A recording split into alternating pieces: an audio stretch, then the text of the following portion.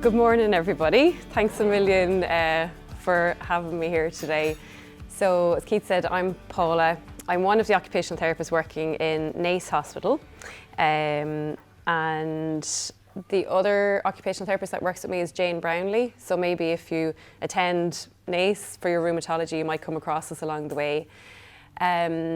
So what we're going to talk about today is looking at kind of just the ordinary, everyday things that might bother you with your arthritis and how maybe we can make little changes along the way that can make life a little bit easier. So hopefully, like, I'm here to answer what questions I can. If I can't, I'll try my best to find out the information for you.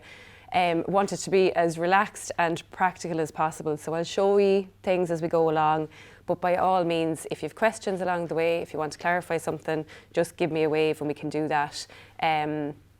And I'll be around at the end. There's a few little bits, some of the equipment or some of the information. If you want some more information, or if you want to try some things out, we'll do that at the end as well. So I suppose, I don't know where you're all at today. I'm kind of going to assume that some people might have a new diagnosis of arthritis, or some people might be living with it for a long time. I'm assuming this information might be brand new to some people, or might be something that you know about and you've known about for a long time, but you've kind of fallen off the wagon a little bit, or you've heard of it, but you're like, how do I actually make it kind of practical in day-to-day life? So I suppose that's kind of what we'll try and look at. I'm also aware that, I'll talk about arthritis, but I'm assuming that there's going to be people that might have osteoarthritis, inflammatory arthritis like rheumatoid arthritis, maybe fibromyalgia, maybe lupus. So we'll just kind of, I suppose there'll be similarities in the difficulties that people have in daily life. And it might just be a little bit of trouble that you have, or it might be a lot. So we'll try and cover all of that, but assuming, I suppose, just to be aware, people are probably going to be at different stages. And I suppose what we'll try and think about is there anything practical? Is there something that you can kind of go home with today and think, God, okay, that might make my life a bit easier, that activity a little bit easier as well. So that's what I'm hoping that we'll get out of it. So like I said, any questions, please feel free to give me a shout.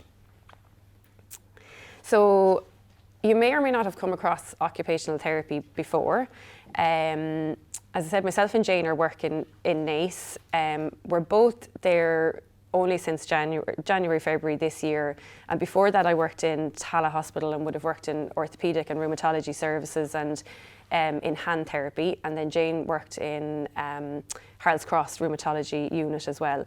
So we're kind of coming from kind of different areas, but occupational therapy is basically looking at all the different things that you're doing that make up your daily life. So when we talk about occupation is what occupies your time.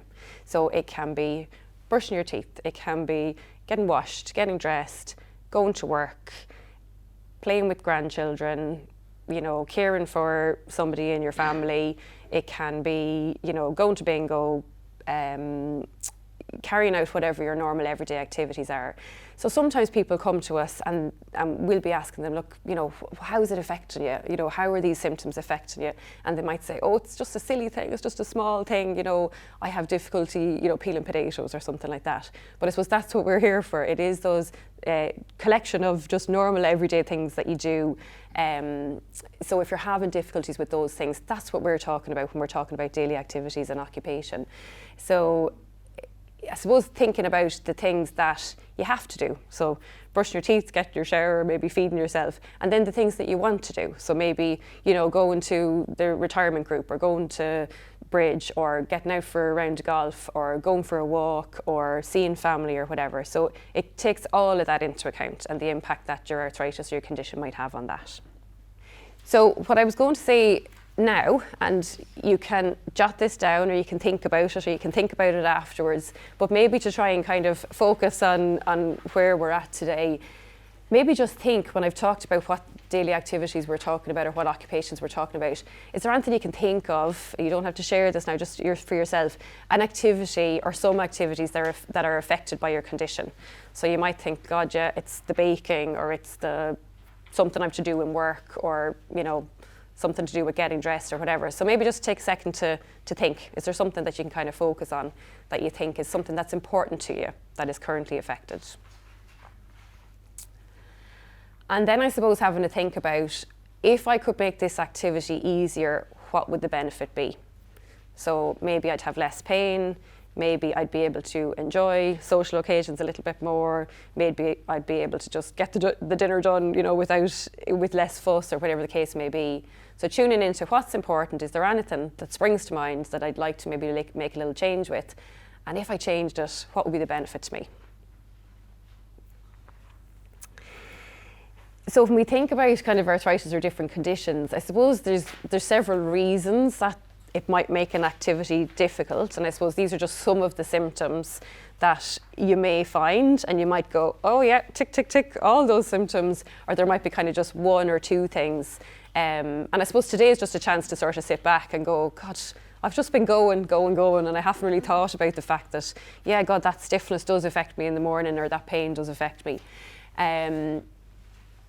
So I suppose further to that, maybe looking at, with those symptoms in mind, why do we need to make changes? So why might little changes make a benefit? So it might be that you need to protect your joints a little bit, and I'll talk about that a little bit more, so that if your joint is inflamed, it might be a little bit at risk of being hurt a little bit more if you do something that's a little bit too forceful with it. So you might need to be thinking, God, I need to be protecting the joint a little bit more. You might just be trying to cope and manage with the level of pain. So for a lot of people, it's not that you're going to necessarily go to the clinic or come to ourselves or come to physio and that the pain will be gone. It is about just going, how do we work with the pain, live with the pain, cope with the pain, manage with it, while at the same time obviously trying to do things that will reduce that as well. You might be working around stiffness. Maybe the joints are not moving in the same way that they did before. You have limitations in your movement. It might be an energy thing. It might be like that you just have fatigue, that like the afternoon comes and you're exhausted and you're trying to work through all these daily activities and occupations, and the tiredness is the thing that's getting you. You might have less strength than you had before. So the things that people often tell us, opening the jars, opening the bottles, pulling open packets, turning keys, turning taps, all of those things might be affected. And maybe making little changes with those activities might make it a little bit easier. Trying to make tasks less complex. So you have jobs to do and maybe there's 10 steps in the job, but is there something we could do to pare it back and cut it down or be a bit more efficient with what we're doing? You might just need to feel like you need to just get more things done. So you need to be more efficient so you get more things ticked off in the day. And the other thing is that there might be things that you want to get a bit of balance in your life, that, you have a certain amount of pain, you have a certain amount of, tiredness.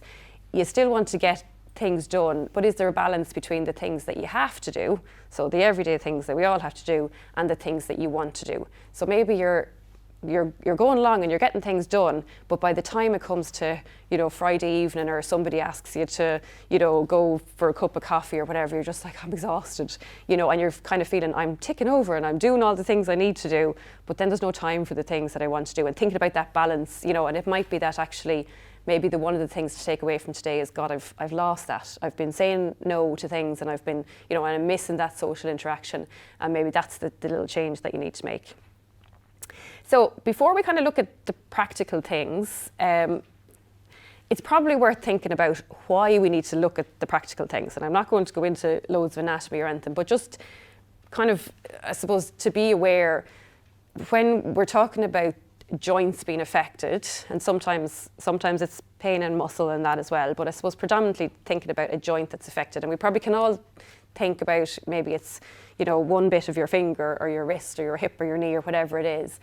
Effectively, your joint is a bone and a bone, and then on the end of the bone you have this lovely cartilage that's like cushioning that kind of keeps a little bit of a bounce between the bones, and then you have around the joint you have this kind of capsule. So if you think about it, even if you think of like a little finger joint here, it moves up and down, but there's a little bit of space and a little bit of cushioning between the bones. And then around them, there's like a tight kind of a elastic, capsule around them. And that's what kind of keeps you safe, when you're moving the joints and putting different kind of stresses and strains through them. So you can imagine, if I'm trying to push my finger this way or that way, that's sort of what keeps you nice and safe, okay?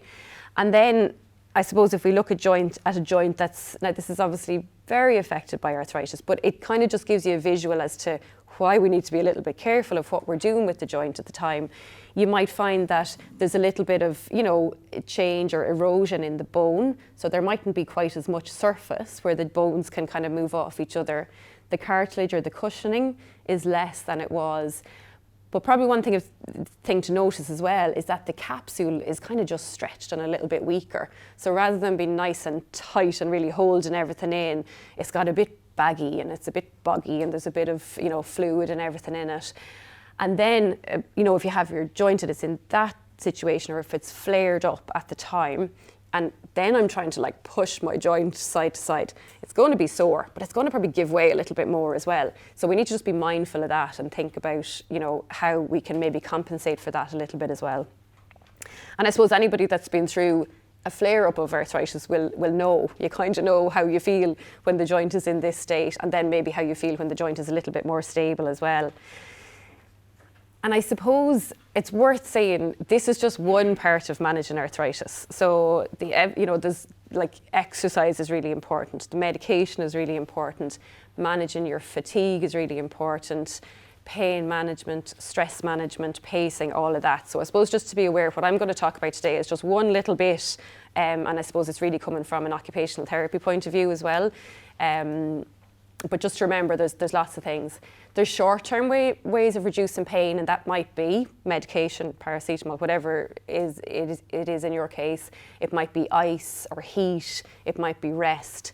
But some of the kind of evidence or the science for managing it long-term is around joint protection.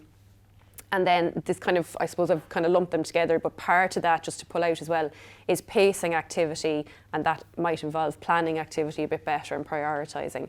So joint protection, I suppose, is something, maybe it's a term you've heard of, maybe not, but it's maybe, I think it's probably better represented even by saying joint care. How do we care for the joint?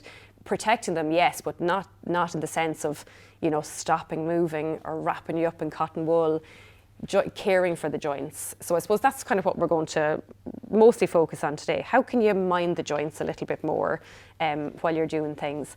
And I think it's often worth thinking of, I think we're all very aware of minding the joints in our back, if you've ever any awareness of manual handling. So you kind of know, if you're picking something up heavy up off the ground, a bale of bricks or a box or whatever, that you bend your knees and you keep your back straight and you bring it close to your body. Or if you're in a workplace where you have to move loads, they'll have the forklift out or they'll have the trolley out. That's all about minding the joints in your back. So it's the same kind of idea. How do you maybe do things a little bit differently so you can mind the joints that are affected by arthritis?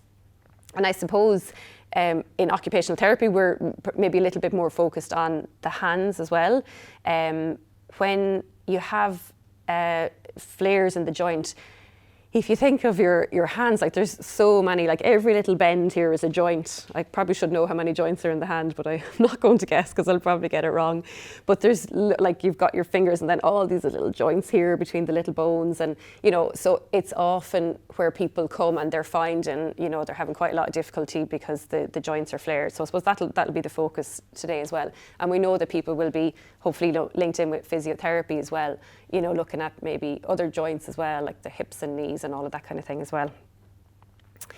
So I suppose just to mention as well, there's evidence, there's a lot of evidence coming out of England and, proper scientific trials that have shown that if you kind of consistently kind of develop these habits of caring for your joints a little bit more, that the benefits that have been shown is that there may be fewer flare-ups, less pain, less swelling, that everyday activities are easier, less fatigue, that people are feeling more mobile and more positive. So when they looked at people before and after, and they went through all this advice and they carried out this advice.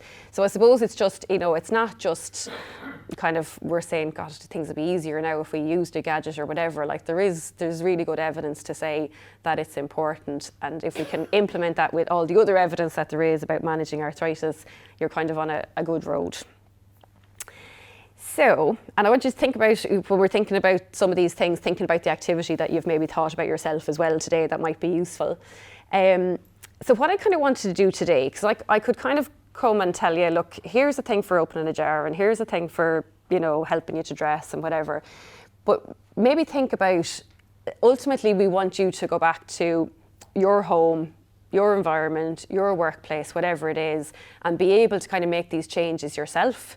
So like I might have difficulty, you know, in the garden, and you might have difficulty in the garden, but we might have a very different garden and we might have very different tools. So the solution for you might be different to the solution for me. So I'm going to focus on kind of like the I suppose the little bits of looking after your joints. And then I'm going to go through a few examples. So maybe at home, in the garden, in the office. And then, you know, if you have any questions, we can go through it. As I'm going through it, you might find like a lot of these tips, yes, some of them come from books, but most of them come from people, you know, that have sort of like figured things out or tried things out and they've worked or they've not worked or whatever. And there's always new things and new strategies and new ideas coming out. So like feel free if you want to let me know if there's something that you found useful or not found useful. And I suppose that's the other thing to say. What works for one person mightn't work for another person. So it's just trying to kind of be open to maybe some of the solutions that are out there.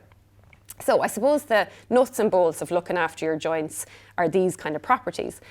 So starting at the top, noticing and listening to pain, spreading the weight over several joints, and particularly I suppose there's good examples of that in the hands, that if you have a job to do with, you know, like one little joint versus a bigger joint. So for example, I could carry my water bottle like this, and this poor little joint is kind of taking all of it, or I could carry it like this, and the palm of the hand is carrying it, or even better, I could carry it like this, and the arm and elbow are doing it. So you're trying to like spread that weight over several joints, so it's not you're not always kind of focusing on kind of smaller joints.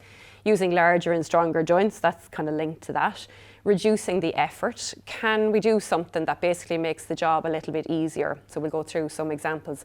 And like that's like, you know, saying in a workplace where you might use a trolley rather than carrying something, you know, that's what we're doing there.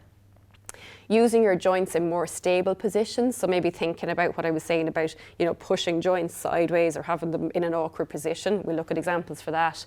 Avoid gripping too tightly. This might be even just on the steering wheel. You're sitting, maybe the traffic that I know a lot of people had to deal with this morning, you're sitting in traffic or you have to be somewhere and you're kind of holding on, and then you're like, actually, I don't need to do that. I can leave it go a little bit. And we look at maybe kind of handles of tools and stuff like that. How can you make it easy to like loosen your grip on things?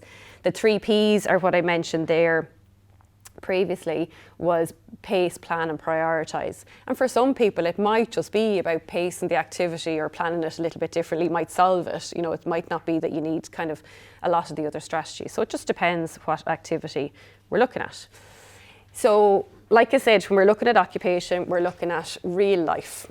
So you'll all sort of have your own examples, but I suppose from seeing lots of people that are coming to us, it's often peeling the potatoes, straining vegetables, changing the duvet cover, maybe aspects of getting dressed, like closing the bra, getting the socks on, you know, and maybe specific things in work, okay? So it's trying to apply these principles. They make sense, but how do you actually carry them out in day to day? What does it actually mean to do that?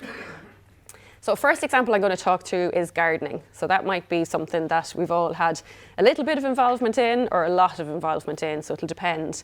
Now, I'm not a great gardener, so you might have better examples than I have, or you might have tried different tools to some of the ones that we'll talk about. But let's see about putting some of these principles in place. So again, if we look back to the noticing and listening to your pain. So in the context of the garden, that might mean, an example might be what we call kind of the 80% rule. So that if you kind of know in your heart, I love getting out in the garden, but God, after an hour, like I'm done. You know, you kind of go, oh God, I've got to pay for this now. Once you get to that point, you know you've sort of hit your tolerance. Okay, that's my max time. So if you sort of know, look, I can manage an hour, but I really need to stop then. Think about the 80% rule. Okay, so you're stopping yourself at 80%. My maths is not very good, but even stopping yourself at 45, 50 minutes, you know, so that you stop. And you can apply that to lots of different things before you hit that. If you're somebody that's very good at watching the clock, great, you stop yourself, you say, right, I'm going to go now from 3 till 20 to 4, whatever.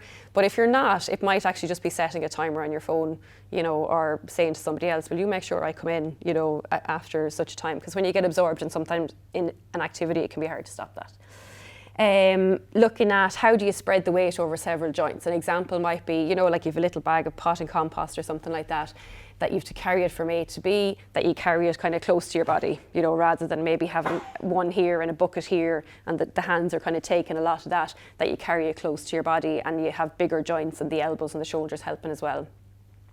Using larger, stronger joints, if you have something to carry, let's say you have like 6 little pots. There might be light little, you know, pots, but instead of maybe carrying 3 here and 3 here, and you can carry them and they're not heavy, but actually the little finger joints are working really hard to do that. It might just be actually taking the extra second to actually put them in the wheelbarrow and bring them from A to B. So then you've got your, you know, you've got your hips and your arms and your shoulders are kind of doing the work as well for you.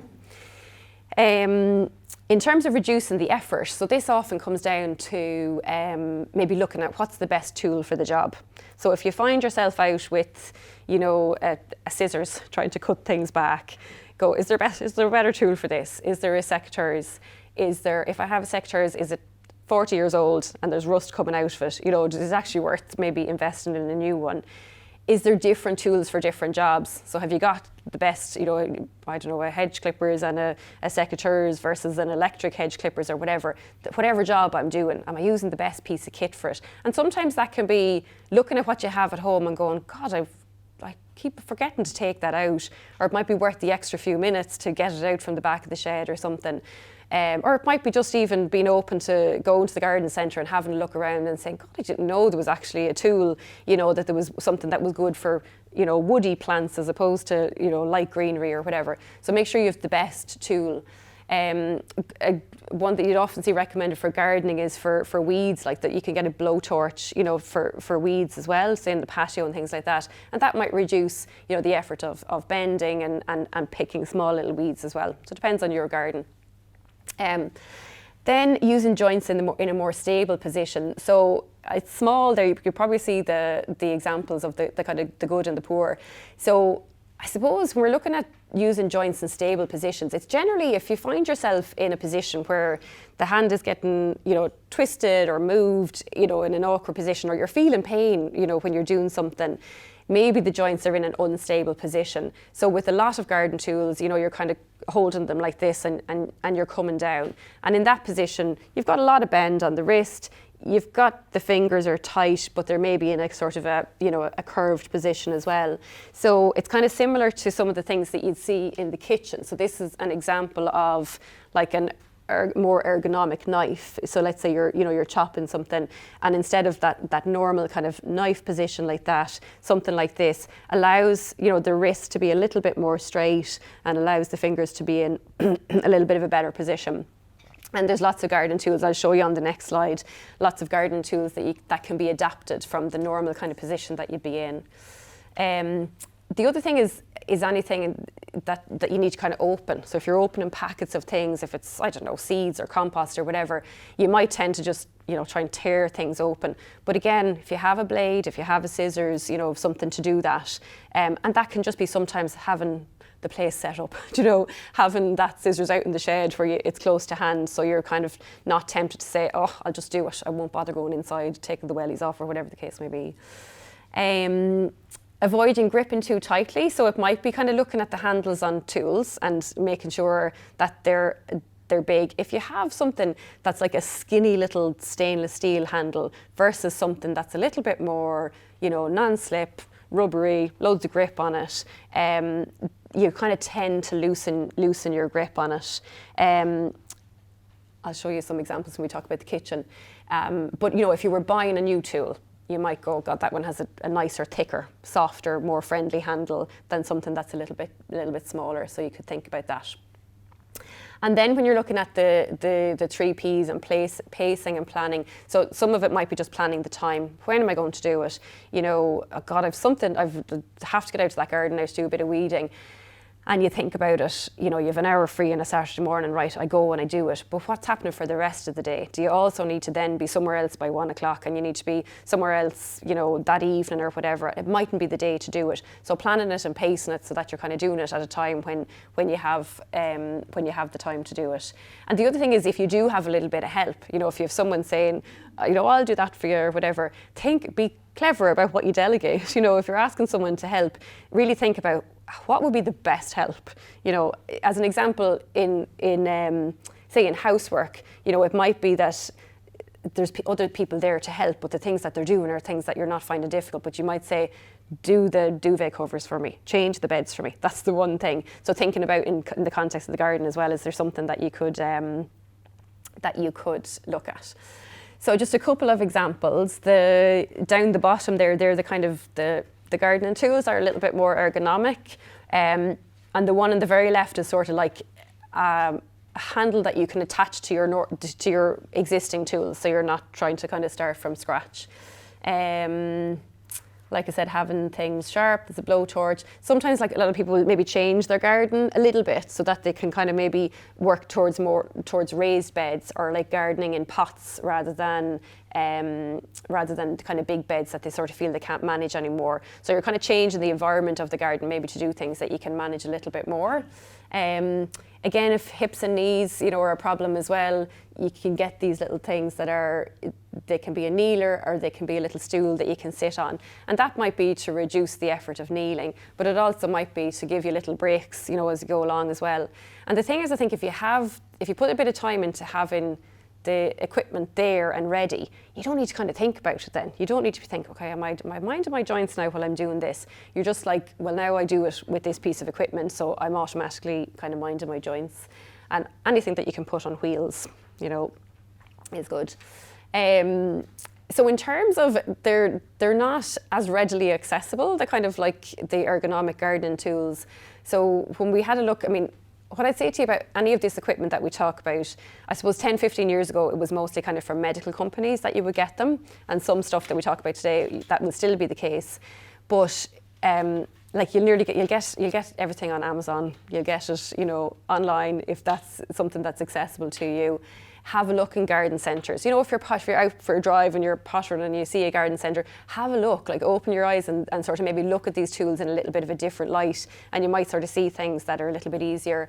In terms of actually finding, there are a couple of websites down the bottom, UK websites. Ardcarn, don't know, I'm not aware of the garden centre, but it is a garden centre in Roscommon that they sell them online. That's kind of the only Irish place that I've come across, but maybe. Has anybody come across them anywhere else? No, not something that you've seen. So, you know, no harm to kind of ask if you're in somewhere local. You know, is this something that you know that you might stock or whatever? So yeah, any questions on the gardening bits, or any examples, or? No, yeah. So just if there's anything that comes to mind, let us know. So the next thing that I was going to look at was meal preparation. This is probably something that we all, to some degree, either to a small degree or a large degree, will look at every day. Now, we could literally spend the whole time talking about meal preparation, so we'll try not to. So again, it's just going, how can we put this in practice? And there's loads of different ways that you can. So again, starting up the top, you know, noticing and listening to pain. It might be just that catching yourself. Do you know the way if you're doing something and you're like, you know, you're pushing through pain, if it's opening a jar or something like that, just going, actually, there's no point. There's no long-term point in kind of pushing yourself through something that's going to be difficult. So listening to your body and be aware of the pain that it is. Taking little breaks, you know, so that if you know that it's just the accumulation of work that causes you pain, making sure that you're taking little breaks and planning it ahead of time. The time of day, you know, if you find dinner's at 6 o'clock, you know, it mightn't make sense to sort of start thinking about dinner at 5 o'clock. It might be that, look, I know I'm a bit better in the morning and I have a bit more time, so it might be kind of prepping ahead and considering when you're less painful. Is there a time when you're less painful that it might be easy to do it? When we look at spreading the weight over several joints and using larger, stronger joints, they kind of come in together. So the easiest way to spread is like using two hands. So if there's something that you can carry with two hands rather than one hand. So examples of that might be, you might have two-handed pots, and you might have saucepans that have, the one normal handle you might have with two. So it might be just rooting around and saying, what's at home? God, I probably should use that one a little bit more rather than one. Getting your hand in under things. So I just brought a few things as an example. So let's say you're bringing water to kind of the table at home. So this lovely jug will look lovely on your table, but it's really heavy. The jug itself is like over 1 kilo in weight, okay? The nature of the handle is that it's a bit slippy. There's not much grip on it, and I kind of have to do this. So one way you can spread the weight is just getting the other hand in underneath it, It might be that when you bring it over to the sink to fill it with water, you don't sort of hold it like this and have the other hand on the tap, and then it's getting heavier and heavier. It might be that you put it on the counter and see if you can swing the tap or put it in the sink. It might be that this is the job you delegate to somebody else, that if you really love the jug and you really want to have it on the table, you just say, look, Sean, will you just pour out the water, whatever it is. So just think about it, okay, because something like this can be quite heavy and it'll double in weight by the time you have the water in. But the other thing is just using a different piece of equipment. So this is still does the same job, but it's lightweight. It's only about maybe half, 500, 400, 500 grams in weight. When we're talking about spreading the weight over other joints, you can kind of hold it like this, so the fingers are not having to, grip so tightly. Again, you can have your second hand, and we talked about in a more stable position, that's a little bit more stable position. So it's just maybe giving a little bit of thought to the equipment that you're using, and is there some way to spread the weight. The other thing I've just said there is the Miracle oven gloves. So I don't know if any of you have come across them before. You definitely you see them in a good few places. You definitely get them in Home Store. They're about €4, and they look like gardening gloves. They look like knitted gardening gloves, but they're oven gloves. So you might just find if you only have one of the, the big padded oven gloves, you mightn't feel that confident with it. So you mightn't be, too confident to kind of hold, take something out of the oven. But with these, I just find you have a bit more flexibility with them. There's a picture of them on the second one, these fellas here, that it might just automatically encourage you to get your two hands in under a roasting dish. Or if you're carrying a saucepan or a kettle, you obviously need that, so you can have one hand and the other hand underneath it. So trying to kind of find ways, and I suppose that's a quick and easy kind of thing to have in your kitchen that will help you to do that. Shopping bags, or anything that you're kind of carrying around the kitchen, or a laundry basket or something like that, rather than carrying kind of, in the small joints of the hand. Can it go on your forearm?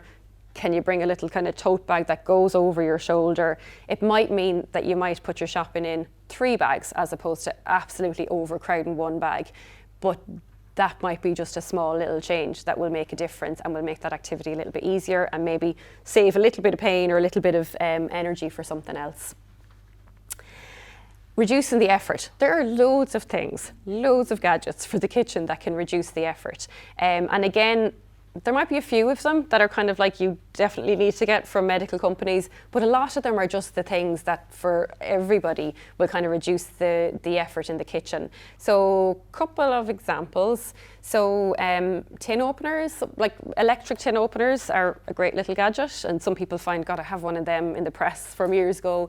They generally, will still work. So it depends on your life. If it's something that you find you're opening tins, regularly, that might be something to look at. There are battery options. I've pictures of them there as well. These fellas, so they're electric ones, they're battery ones. They do work. I suppose the thing is the battery. Yeah, the battery goes, and then maybe does it sit there for 4 weeks before you get another battery. So it depends how that works for you, or how good you are at managing to kind of sort those things out. Sharp knives. So probably seems like a really basic thing, but again, similar to the garden, are you using the best tool for the job? Do you have a set of knives that you have since you got married and they're there and you're using them every day, but then suddenly you're in someone else's house and you go, oh my God, this is like a great knife with a great handle and it's really sharp. So it might be even just investing in something like that, or just looking at what you have at home, making sure you're using the best thing for it. Food processor. So this is a good little gadget because I suppose it's small, it's not that expensive. You might have kind of one sitting at home. But even just thinking about things like, if you want to batch cook a little bit, is it worth chopping all your onions or garlic or chili or whatever it is? Depends on your life and how you cook and all of that kind of thing. But it might be worth it. A lot of us might have the bigger food processors that you can kind of use for baking as well, and you might think, oh God, it's not worth the hassle of taking it out and cleaning it. And it mightn't be, but it might be the thing that is worth the hassle. So thinking about it. And sometimes if you're taking it out to do it, it might be that actually I chop a load of veg, right, me onions and garlic and whatever, and actually I put half it in the freezer bag and I put it in the freezer. So the next time I go to make a stew or a curry or something like that, it's there in the freezer and I only have to kind of wash it once. So thinking about the tools that might be there. There's loads of little gadgets. I'm guessing you've probably tried different things for opening jars and bottles and stuff along the way. There's some here that you can have a look at. There's some that I don't have here, but you might be able to find. This is an example of one kind of a multi-tool, and there's a few different things on it. So there's like a little thing here for tins like this. So it kind of hooks in under the tin. Nope. I'll have to do it down here.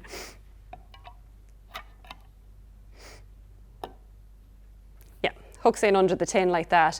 And then if you look at my hand, I suppose you're looking at the effort. I'm not going to open it all the way, but you sort of pull it back like that. So it's kind of the palm of the hand and the whole hand doing the effort, rather than the alternative of maybe one little sore finger having to do it and the pain that. So like that's one way of doing it, or your electric tin opener is another way of doing it. The other thing on this is a clever little thing, and you might be, I suppose I'd always be a fan of cut things open and put them in like easy open, kind of like Tupperware or whatever. So I'll show you a few examples of that. So where you might, even things that you think are not that hard, if you can just consistently take the pressure off the little joints on your hands over the course of a month or a year or 5 years, you're sort of like putting less stress and effort through them. So a lot of packaging, we were just chatting earlier about packaging. So a lot of packaging now, say something similar to this, is sort of what they want you to do is they want you to pull it open. So there's one effort. Then they want you to kind of, pinch open the little things. So this is like your packets of cheese and stuff as well. Then when you're finished, they want you to pinch them closed again. So it's a lot of effort. So I'd sort of say, cut it open once, and then like store it in kind of a Tupperware or something like that. Even when you get to that point, you do need to think of your hands. So here's two examples of something that you could store it in. So they're both lovely glass kind of, Tupperware type things. So this one looks lovely, but it's quite difficult to open.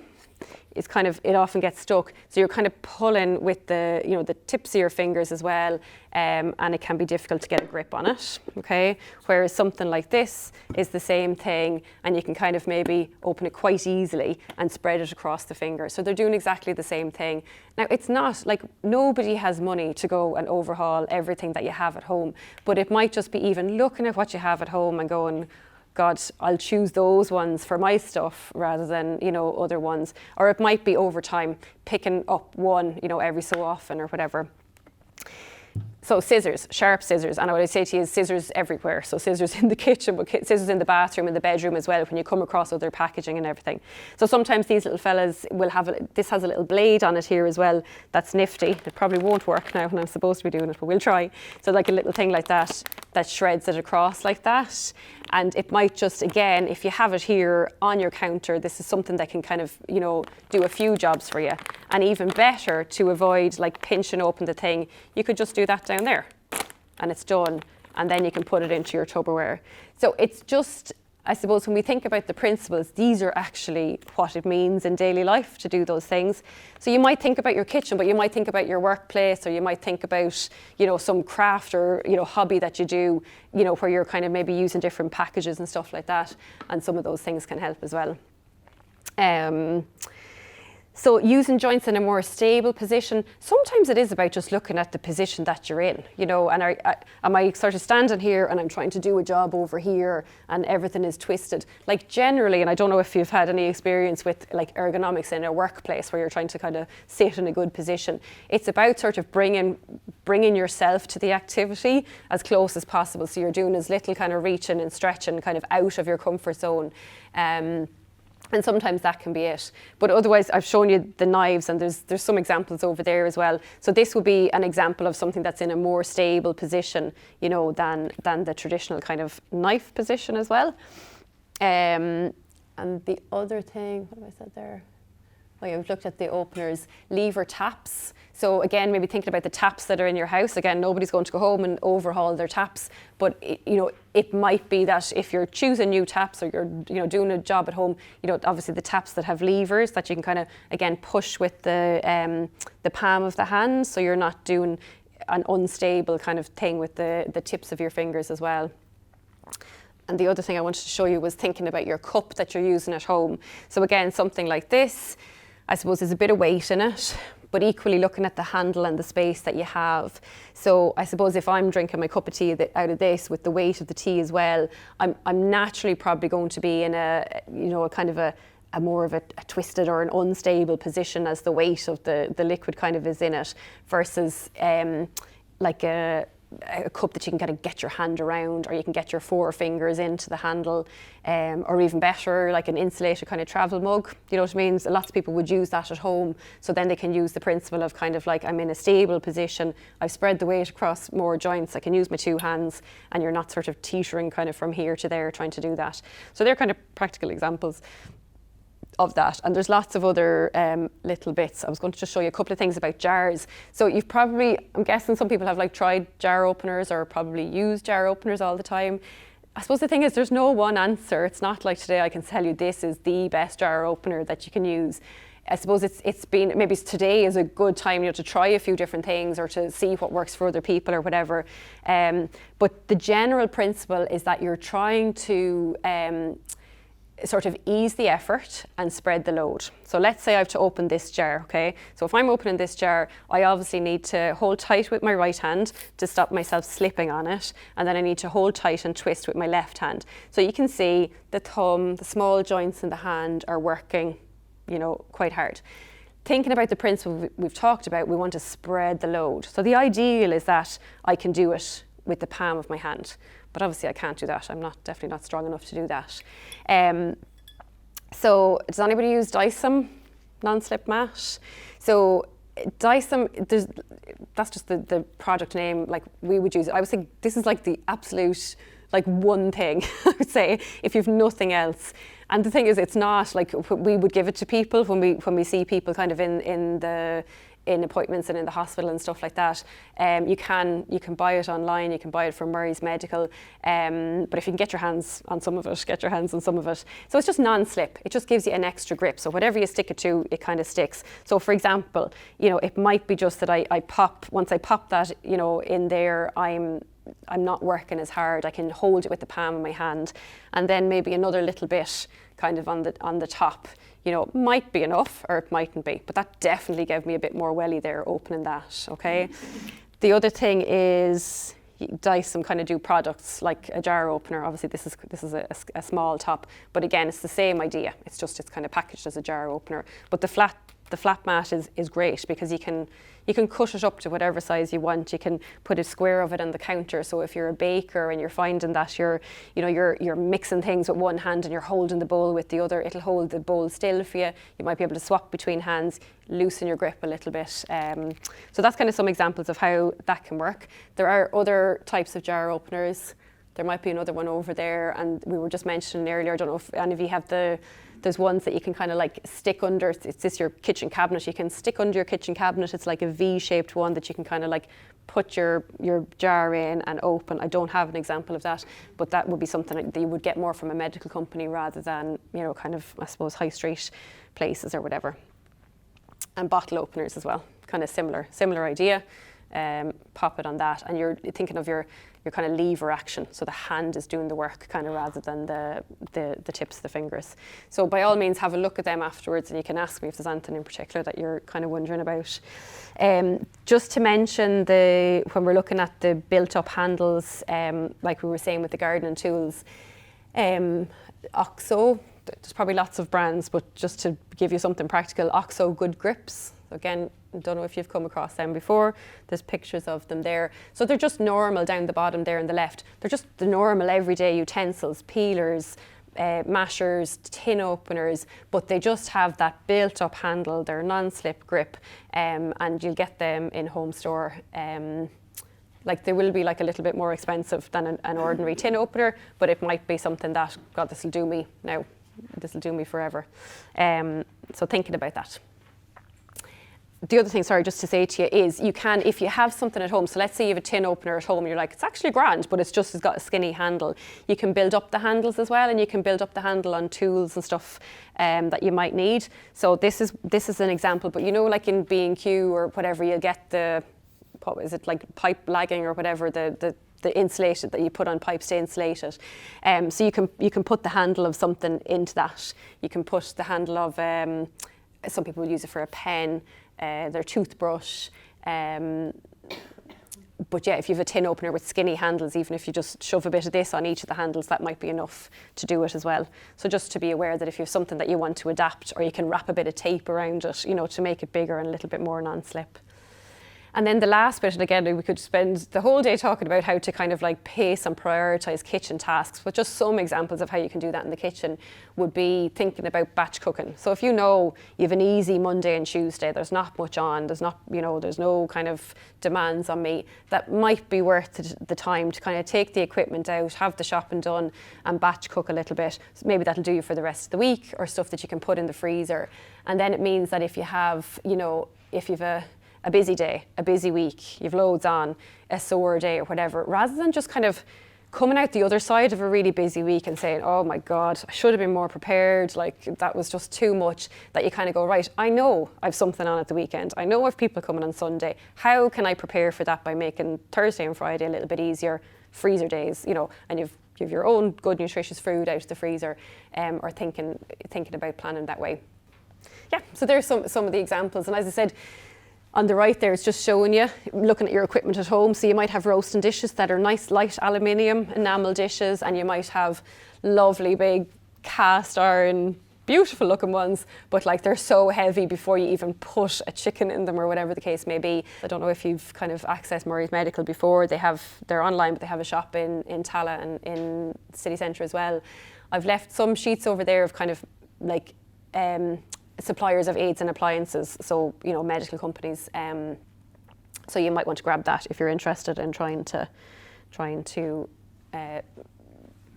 look at any of those.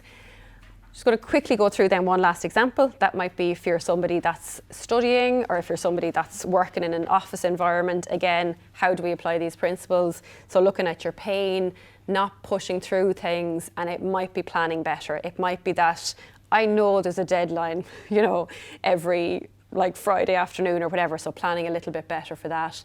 Similar to what we talked about earlier in the garden, you know, how do we transport things? So if it's a file, if it's a bag, can it be close to my body? If I have to move equipment from A to B, can I do it on wheels?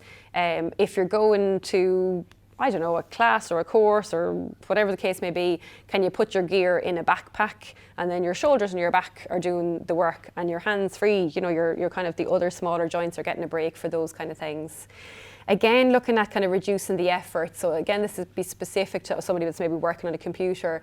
Is it important to vary between typing and writing? Which is harder for you? Is it just that you need to keep changing? Do a bit of typing, do a bit of writing.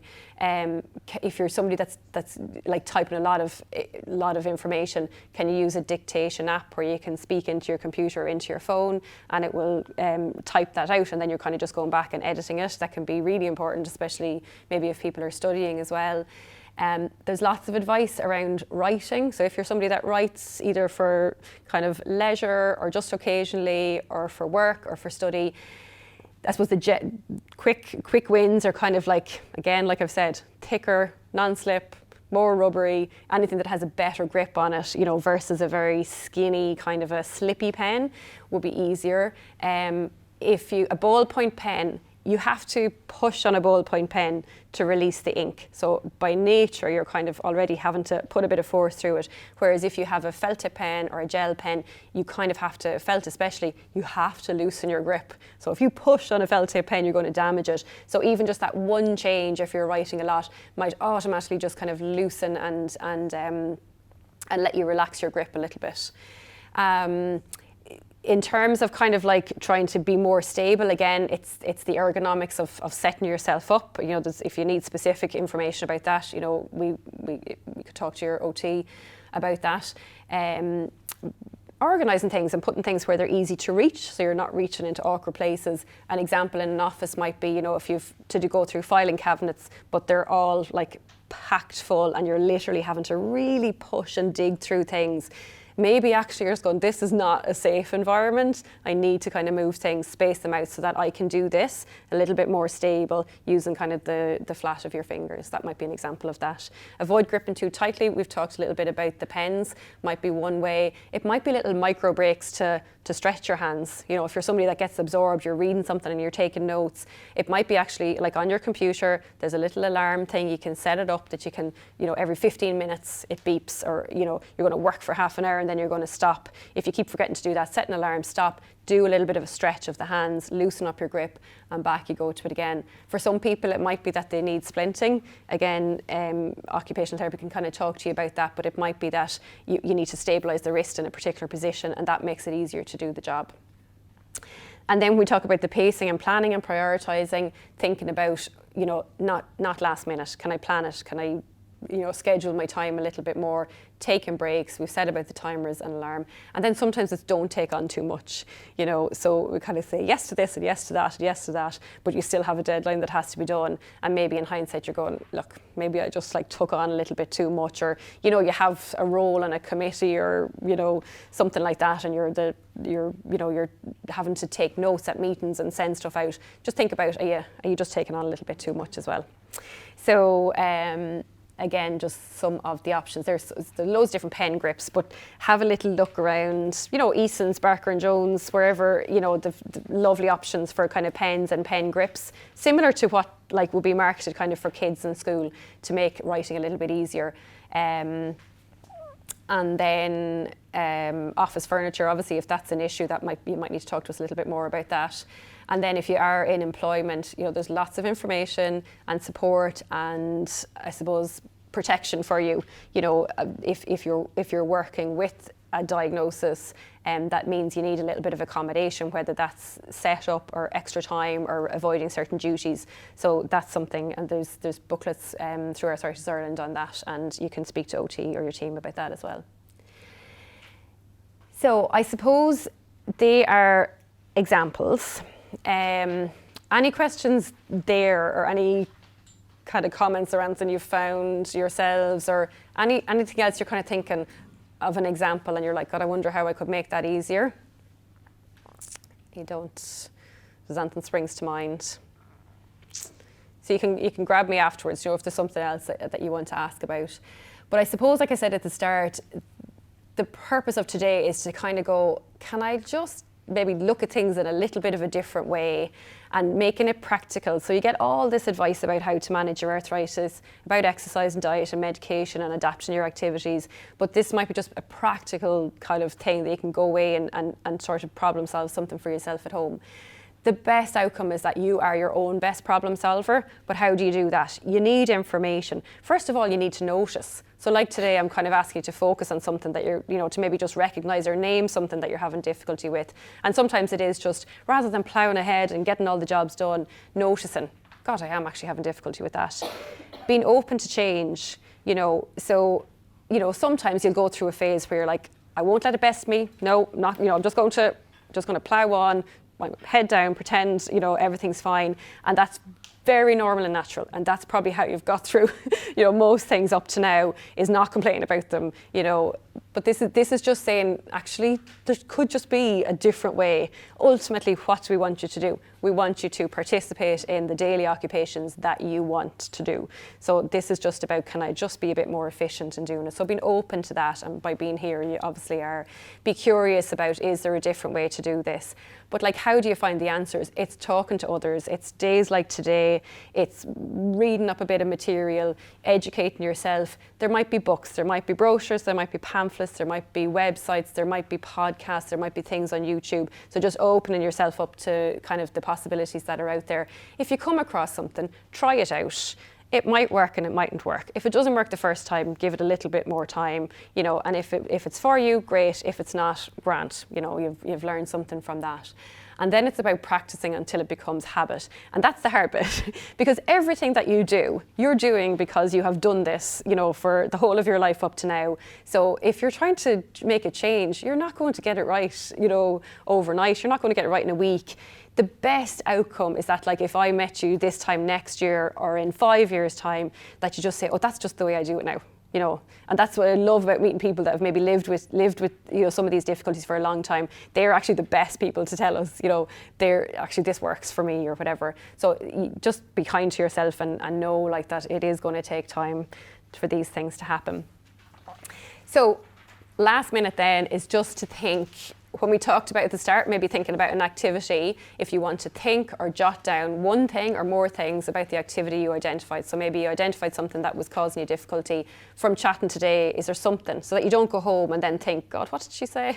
Well, I had a great idea and I lost it. So if there's something you want to jot down and sort of like make a commitment that you're going to change that, and then think about how and when are you going to make this. So it might be that I need to talk to somebody, I need to have a look at the stuff in the kitchen, I need to go to a shop, I need to check some website, whatever the case may be.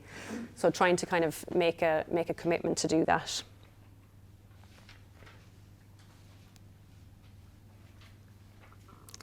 And then in terms of resources, so through Arthritis Ireland, obviously, you're probably well aware of the resources that are available there. Versus Arthritis UK is a good website if there's something that you kind of haven't been able to access through our own resources here.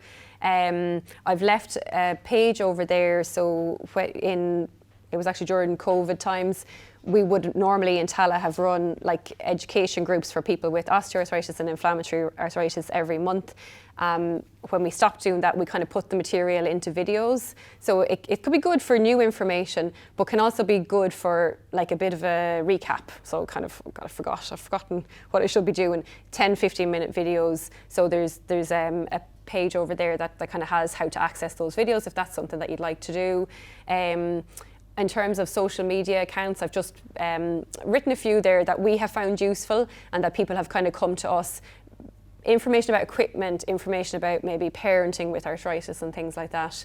Podcasts, I've noted a few there, if that's how you like to kind of get your information. We used to probably go to Assist Ireland website for kind of like a central place for kind of aids and appliances, but that is actually no longer in operation from what I can find. But it links you to a similar website in the UK, and there's kind of some good information there as well. And I suppose the thing is, if you know anything yourself, you know, let us know. So we've put, that's myself and Jane, our contact details, our email address, if there's something that you've come across you want to share or some question that you have. So I suppose just to say to you as well, in terms of, you might be thinking, okay, how do I, if I need to see an occupational therapist, how do I do that? I suppose it depends on your rheumatology service. So if you're attending the rheumatologists in Naas or Tala, then you have access to occupational therapy. If they haven't referred you and you think that would be useful, you know, just ask them to refer you, or ask the nurse that you're dealing with. If you're in other places, I suppose it depends. Maybe you're not attending, you know, a rheumatologist. If you're attending an orthopedic doctor, you might have access to OT, depending on where you are as well. But yeah, happy to take any queries. You know, mightn't be that we can see you directly, but we can maybe send you in the right direction. So there's a couple of questions, and if you have any questions yourself, we will ask them. So some of these I'm going to be able to answer and some I'm not. So how useful is exercise if you have arthritis, and can it cause more damage? I think if you look at, like, there's really good evidence, there's like NICE guidelines, there's EULAR guidelines that we would go to how do we treat someone when they come into us with arthritis, and the one really strong piece of advice is exercise. Like, there's no doubt about it. It's probably one of the first and core things that you should be doing. So I'm not a physiotherapist. I'm not going to give you like lots of advice about that, but I can absolutely assure you that that is probably the primary place to start. There was a good talk That was through Arthritis Ireland, wasn't it? A few weeks ago on World Physio Day around osteoarthritis, and there was a lot of information about exercise and how to be confident about exercise. And so I guess even like linking in with Arthritis Ireland and some of the exercise classes is a good place to start if you're not sure, or linking in with your physiotherapist. But there's absolutely no doubt it is like probably one of the first and safest core ways to go. If you're nervous about it and you need a bit of guidance, it is definitely worth just talking to a physio to know where to start. So it's a question about just, is there anybody with systemic lupus, or is there particular support for SLE? So lupus being a diagnosis. I'm actually not 100% sure. So is anybody aware of a support group specifically for lupus? There was one. I don't know if it's still active. Depends on volunteers, I think. Yeah. I looked recently and I found you can nab me afterwards if anybody specifically wanted to know. Like if you Google support group lupus Ireland, there is, I just can't remember off the top of my head what the name of it is, but I kind of thought it looked like it wasn't very active. So whether it is or not, but I don't know off the top of my head. I haven't linked anybody in. Just developed pain in 2 fingers on each hand and the best way to cope with this. So I suppose there's loads of answers to that. I suppose if you came to see me, what we'd be trying to figure out is what caused the pain. So is it like a flare of arthritis where maybe your medication needs to be reviewed? Is this associated with anything else?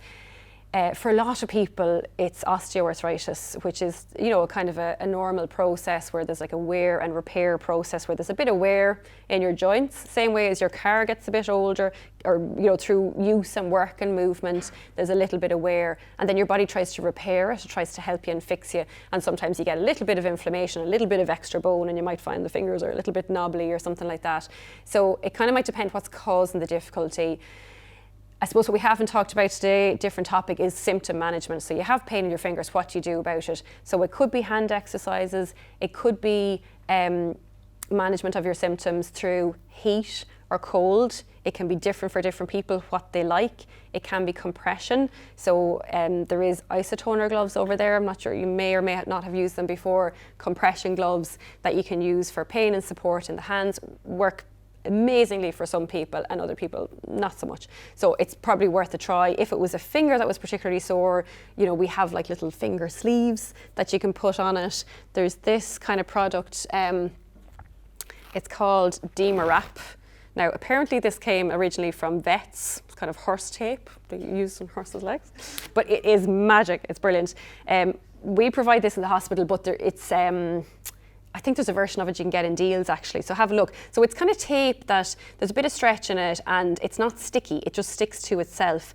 So if someone came to me and they're like, oh, this joint is really sore and it's inflamed, the gloves sometimes are just not enough, they're just not kind of close enough to it. So this can be something, you can wrap it in different ways, but that you can just kind of wrap around a joint, and you can just do a little light, but you're welcome to kind of have a feel of it there afterwards. It just provides, you can still move, it provides a little bit of compression and a little bit of support. So I suppose there's lots of things, if you have sore fingers, that we could do. I suppose the basics is tuning into what's causing it. Is there any activities that are kind of aggravating it? And then you might need to just talk to a therapist about how specifically, do I need a splint, do I need a glove, do I need a bit of tape, do I need a certain bit of exercise? But the basic things would be, maybe if you have Etaflam or any sort of anti-inflammatory gel or cream that you're maybe using for your knee or your hip or something, you could try that. Heat, if you're kind of stiff. Cold if you're kind of inflamed, or you might have a preference either way yourself. So that's, without knowing, I suppose, the specifics of it.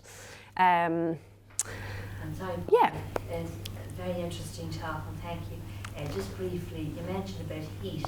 Yeah. So the knee, how do you specifically get heat? You can get heat into the knee at night with a hot water bottle. Yeah. Throughout the day, how do you get specific heat into the knee? You mentioned about that tape that you have there. Yeah. Deals, where's that place?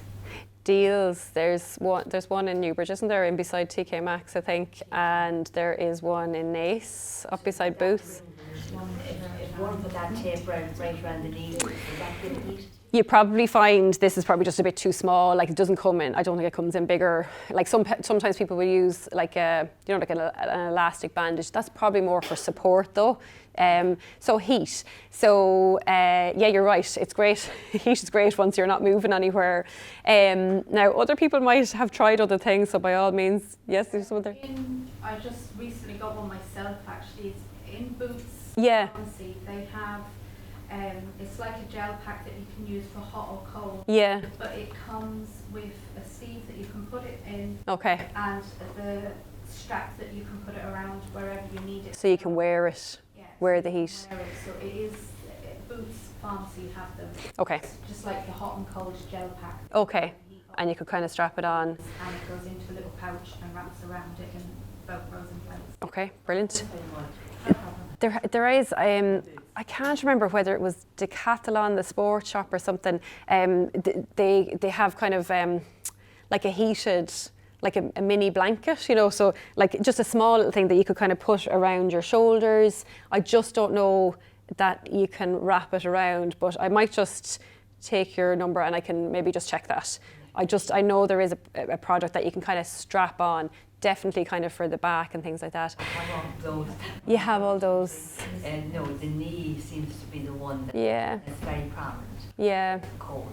I know, and yeah, I can the manage movement. The shoulders and I can manage the back and the waist area, but no, I have nothing for the knee. And do you wear like a tubey grip, like a support kind of Yeah. bandage on it? Yeah. And exercise, it seems to aggravate it more because it cracks.